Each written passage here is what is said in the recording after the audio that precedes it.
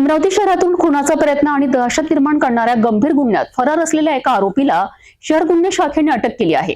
तलवारीसह जमाव करून दहशत माजवण्याचा प्रयत्न करणारा हा आरोपी तांत्रिक तपासाच्या आधारे पोलिसांच्या ताब्यात आला आहे।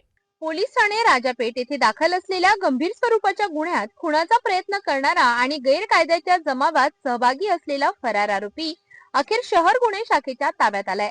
1 डिसेंबर 2025 रोजी फिर्यादी शुभम जनबंधू यांनी दिलेल्या तक्रारीवरून राजापेठ पोलीस ठाण्यात गुन्हा दाखल करण्यात आला होता। या गुन्ह्यात सुमारे 20 ते 22 आरोपींनी संगनमत करून हातात तलवारी घेऊन फिर्यादीवर जीवघेणा हल्ला करण्याचा प्रयत्न केला होता।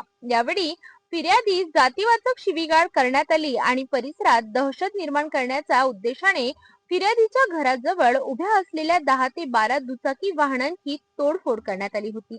या घटनेनंतर सर्व आरोपी फरार झाले होते। मात्र शहर गुन्हे शाखेच्या पथकाने तांत्रिक तपास आणि गुप्त माहितीच्या आधारे आदेश उर्फ एअरटेल संतोष रघुवंशी वय वर्ष 18 राहणार जेवणनगर अमरावती याला जवाहरनगर ग्राउंड परिसरातून ताब्यात घेतले।